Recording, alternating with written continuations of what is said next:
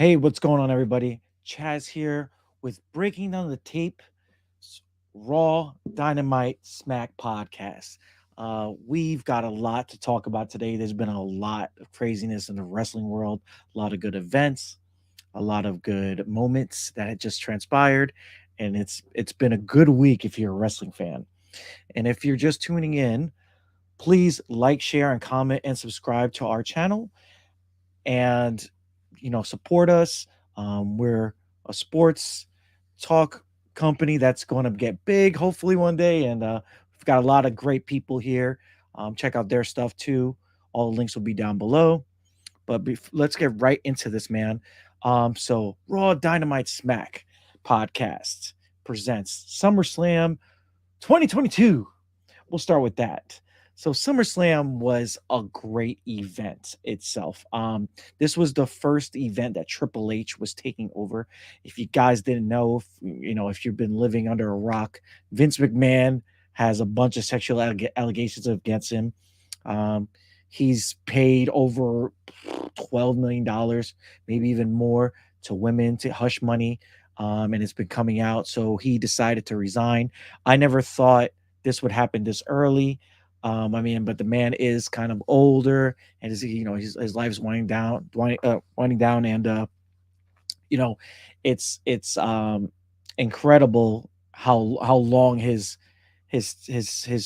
whole tenure was. It was just uh, it was a great empire he built, but I think it was time for him to leave, especially with all this craziness coming out. He doesn't want the whole brand to take the hit. So now, if you noticed, he's off the packaging. His name is they're not mentioned at all. They're just kind of pushing him to the side for now until all this blows over. But what happened was we got the best scenario possible. We got Stephanie McMahon and Triple H running everything, running the show now. And for me, I'm happy. We have a great era of wrestling now. We've got Triple H, which was the dream thing that everybody wanted because all he did was promote. He promoted young talent. He was doing great in NXT. NXT's product was beating WWE when he was at the head of that. And Vince McMahon was scared of that. As soon as the pandemic happened, he kind of just shut NXT down and became this like skeleton or this dead composing body. It's just dead composing body on the floor and decomposing body. Jeez, I can't speak today. Decomposing body on the floor, and there were people just poking it. Oh, NXT, come on, come back. And now we got something even better. NXT is gonna apparently come back with the black and gold, and they're also we have Triple H. He is the head of the whole shebang now, and it's amazing. As you can see, SummerSlam 2022 was phenomenal. The show was great. Opened up with Bianca Belair versus Becky Lynch. That match was great. Becky honestly put everything she had into the fight. If you guys didn't know, she tore her shoulder off of the bone, and you can see in the match the redness and stuff. And she went through the whole match with that injury, which was amazing, man. And for people to say wrestling is not real and wrestling it doesn't get nobody gets really hurt, you're crazy. The injuries they sustain, and then they go through these matches, these grueling matches, getting power bombed on these crazy hard mats and putting all this work in. And for people to say it's fake is bullshit because these people put their whole heart and soul in it. As you can see with Becky Lynch, a woman wrestler, the man went through a grueling match and got through it, lost. Unfortunately, I'm a big Becky Lynch fan, um, and it's crazy to me that still people downplay that shit. Fuck that. Becky Lynch is amazing. So the match was great, back and forth. You would never think Becky Lynch was injured until the end. Bianca Belair came up on top, which we suspected was going to happen. Um, but we had a lot of comebacks, right? You had you had what's her name? Jesus Christ, I can't think of anybody right now. We've had Dakota Kai, which was supposed to be, she was supposed to be gone, man, because Vince McMahon was not signing her. Um, and she left right? And Triple H was brought her back, apparently, got her back into into WWE, and she wasn't going anywhere. And she looked phenomenal. You know, she looks great coming out. Um, and you know, we have this new team, and they come up to Bianca Belair, and they just confront her, and they're about to jump her. And Becky Lynch comes out, you know, stands right by her. They back them down, and you know, they go away. I think that's going to be a great stable between them three, going forward. You know, you have a veteran leading two young talents. That's going to be, it always kind of works. You know, bringing them up, um, and it's great to see that. Uh, well, and then the next couple matches were great itself. We got the Seth Rollins match that got canceled. They kind of had like a little back and forth with him. He came out and beat the brakes off of Riddle, and you know, because Riddle in real life got a bad concussion, and he couldn't participate, so they had to cancel the match. Seth Rollins was really pissed, even went on Twitter, was pissed about it, but he beat the crap out of him, which was cool, you know, to give them a little spot there. They got out the match, which I really enjoyed. Another match I enjoyed, obviously, was the Street Profits versus the Usos, the ones. You know, they put on a great match. They actually tease uh, Ford becoming a heel and going to singles, because the way they lost pretty much put it on his outburst. And you know, it looks like they're pushing him to singles, which I think he's going to be a great singles competitor. I can't wait to see that, because his energy is crazy. I think that the Street Profits are going to be done for now. Obviously, the Usos are not going to just lose to them.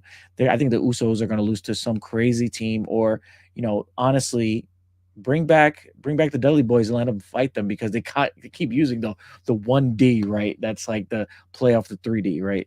Um, that'd be cool to have that little thing, but I don't think they're going to lose to them, obviously. But I like the push that they're giving the Usos and Roman Reigns right now. I know people are getting annoyed at them constantly winning and stuff, but you know what, man? To each their own. They're great, and they put on a show, and they give 100% every time. As long as the Usos can stop getting into drinking problems, then we're straight, right? Um, anyway, we had that match. Uh, let's see, what else did I like. I really enjoyed, obviously, Brock and Roman. That was a crazy match, man. The spots were crazy. The Brock Lesnar coming in with the truck and pulling the ring up, having Roman fall off the ring, and uh, Brock with his cowboy hat, you know, just being a big country boy, was just a great show for with that. He them putting each other through the ringer was great, hitting each other with everything. It took, honestly, what the Usos, um, Theory and Roman Reigns to bring down Brock Lesnar, which should be, that's how it should be for Brock Lesnar. Brock Lesnar is brought up as a brute that nobody can beat, and to have four men, if you think include Paul Heyman, into going after him, and taking him down. And then after a bunch of tables and a bunch of chair shots and a bunch of this and that, he finally went down. They had to throw a bunch of shit on top of him to keep him down, and then stand on top of him to him to count to 10. And yeah, that match itself was great. It still put Brock over with the crowd, now making him look weak, and put Roman over dramatically, and was like, I beat this guy. Who else is next? This is the last one. But Brock, I hope it's the last one, because that one was phenomenal. Leave it the way it is, man.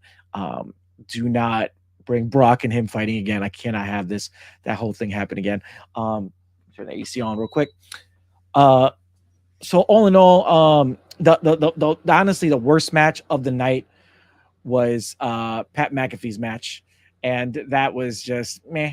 That was like, it was kind of a corny match. Kind of like a throwaway match. You can get up and go get some popcorn. I also liked Edge coming back, and with the Mysterios, that was great too.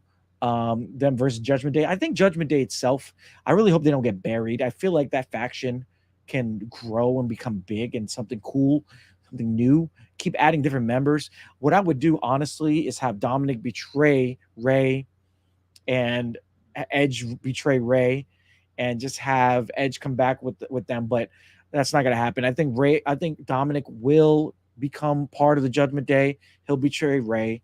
But Edge has to be the face right now because Cody's not there, so they need more faces. Because if you can see in the company, they really got a lot of heels right now.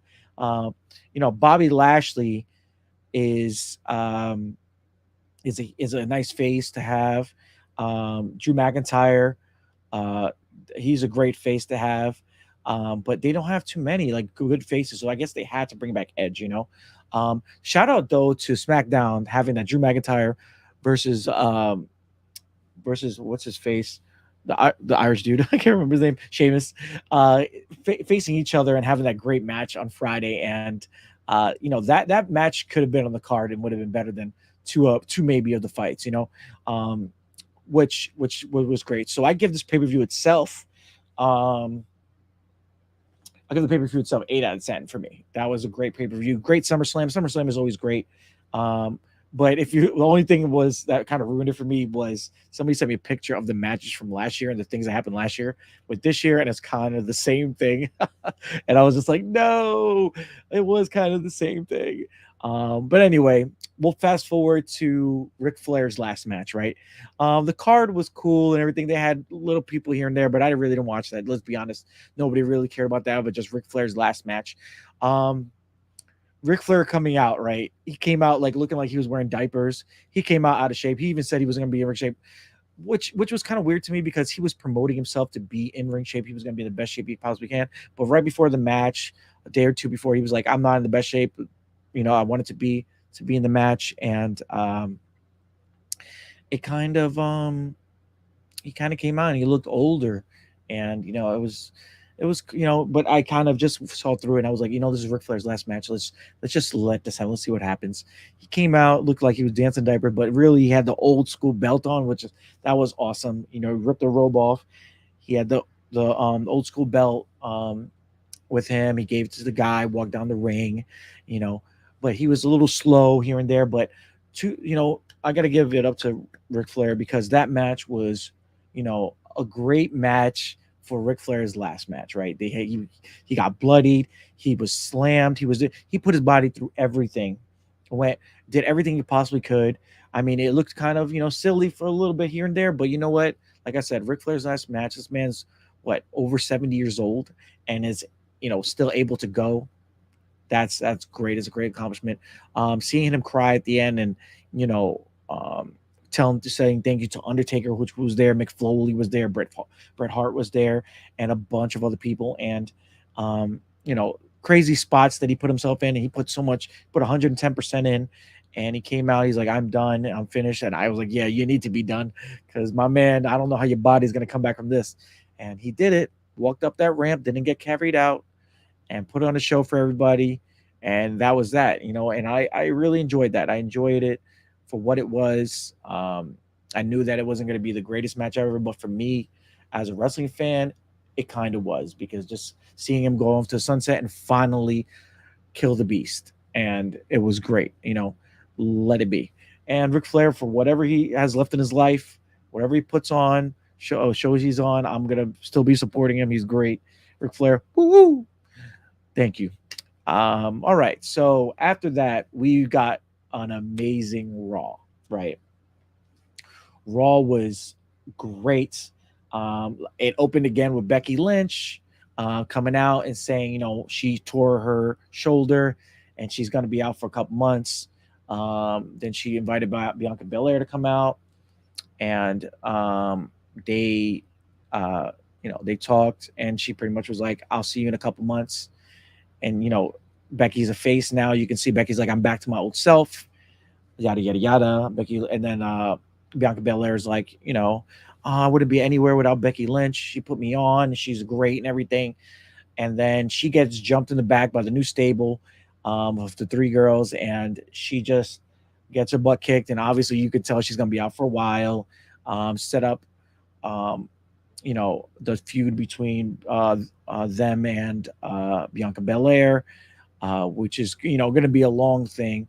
Bianca's gonna fight each one. I think she fought Sky she fought Sky at the end of this Raw, uh, and she, that was a good match, but we'll get to that. Um, the um, Raw itself was a great breath of fresh air, right? They had the U.S. title becoming something again. You had Bobby Lashley not competing, just doing a little interview, but you had two great matches that led into one great match, which was amazing. Every say that format is so long. They had the Miz, it was the Miz, uh, Mustafa Ali, and um, AJ Styles, right? They had that match. Great match. You haven't seen Mustafa Ali in a while. He's back out there, and they put on a great performance. Ended with AJ Styles doing the Styles Clash, which was great. The way he caught him in midair, and then he dropped him down on the Miz and pinned them both was great. That was great. Then they had a second match with Ciampa, Dolph Ziggler, and I can't remember who the last guy was, but Ciampa ended up winning that match. So it was AJ Styles and Ciampa at the end, and they um, they had a great match. And lo and behold, the new guy that Triple H put on, Ciampa, one of his favorite guys, is the number one contender for the U.S. title. Boom, there you go. Now you made the U.S. title mean something. Then we got news that apparently uh, Sasha Banks and Naomi are going to be coming back, which will be a great thing. Bring them back too. Bring the tag team titles for the women's division back. Put that out there. He's pushing. Boom. Do that again. Oh, you know what we're gonna do? Let's do the Usos versus Dominic Mysterio and Ray, because like I said, I think Dominic's gonna betray Ray. I think it's gonna happen. He's gonna join Judgment Day. So let's give them their last fight against for the titles. That was a great match itself, even though um, Ray looks a little tired. I think he's getting a little older in age, but he can still go a little bit. That was a great match itself. Judgment Day coming out and interfering um, was crazy itself. They beat the bricks off of everybody. Edge coming out and spearing Dominic. Boom, put him out. So it's either I don't know if they're gonna have a feud between Ray and Edge, or is Edge and Ray going to um, go against Judgment Day.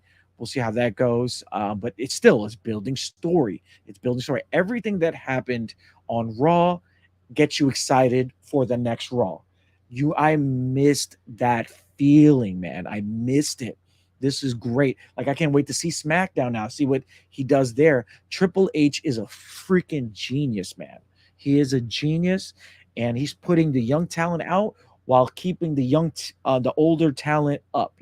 He's not pushing the young talent down and bringing the old talent up and using the same guys over and over again. No, he's trying new things, and he's going to try new scenarios to intrigue people to come back. And I'm really excited for this time in wrestling, man. We've got a lot of things coming back. Um, what I'm looking forward to, honestly, is The Rock and Roman Reigns. You know what's going to happen. They're going to have WrestleMania in Hollywood. If they do not bring back The Rock to face Roman Reigns, will be the biggest loss ever. Which I know they're going to do it though. I know it's going to happen, right? Because The Rock has the movie coming out. He has Black Adam coming out. He's got a bunch of stuff to promote, right? The XFL, everything. It just works out for him. I think it works out for him. Roman Reigns seems like he's going to be going off to Hollywood soon. Have that. Have Roman have this last hurrah with The Rock. Have the fight. Have the fight at WrestleMania. Have The Rock uh, beat Roman, or have Roman beat The Rock, but somebody has to go off to the sunset, or put a third person in there. Have a younger guy, which want me to be honest, what I think is going to happen, what I honestly think is going to happen. This is my prediction, right? Where you can hold me to it when WrestleMania comes. I think it's going to be The Rock and Roman. They're going to have this big fight, right? And at the end, Roman will be laying down. The Rock will be knocked out, and Theory is going to cash in, and Theory is going to become the WWE champion. So then Roman could go off to Hollywood, and The Rock doesn't have to stay around to be champion. It's just a clean slate. You got a brand new young champion that looks like John Cena, and you have The Rock and Roman Reigns going out to the sunset. And I honestly think that's gonna happen. I also think we're gonna get Theory versus John Cena at WrestleMania. That's gonna be a big one. The Usos, they need to face a crazy tag team, but like I'm trying to think who can they face unless they face somebody from NXT, but I can't even think of anybody like to that level, unless they bring some people from another company, which I don't know who they would bring. I mean, the Briscoes just got re-signed, right? Uh, so I don't know. I don't know. If anybody knows, leave me a comment. Somebody say something to me. Let me know. Because I'm kind of, I don't know. Rey Mysterio and his son they ain't gonna go again. They don't go with them. I mean, it's good to see them once in a while. Uh, the Street Profits are done. I guess you have the two guys. What are they called again? The two guys that look like the guys from uh metal like old school Vikings, the Viking Raiders. There you go. They can do something, but they're kind of lackluster as well. I'm just like trying to figure out who can face the Usos. That's gonna be like, oh yeah, they might have to bring back an old school tag team. Bring back an old school tag team to fight them. I don't know who. Maybe the Dudleys. I don't know, but let me know what you guys think. All in all, Raw was amazing. Ric Flair, having his last match was great to see. And SummerSlam was a great show.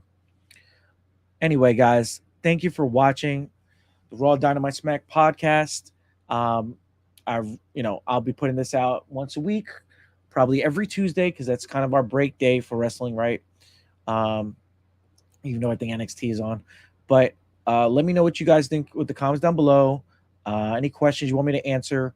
I do videos for my thing with wrestling music videos. So like I'll do a reaction to wrestling music. Subscribe to my channel, or subscribe to Breaking Down the Tape.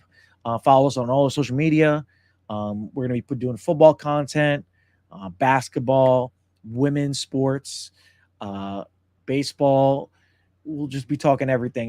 We have a great group of guys, and I think that we're really onto something here. And if you guys support us, we promise we will not let you down. But anyway, guys, thank you for watching. I'll see you on the next one. Peace out.